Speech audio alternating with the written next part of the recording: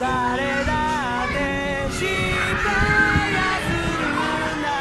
恥ずかしいことじゃない。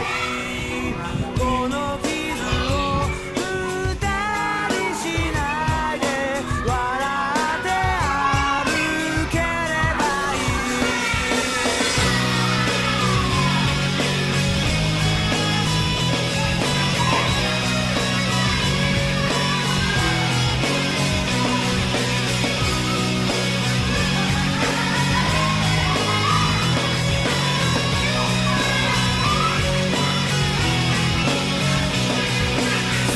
静かな空気吸い込み、広い空に顔を上げ飛び込み、時に雨が降ったら一休みじゃ行く先は風吹くままに、たくさんのまとってる後悔、この傷を無駄にしちゃしょうがない。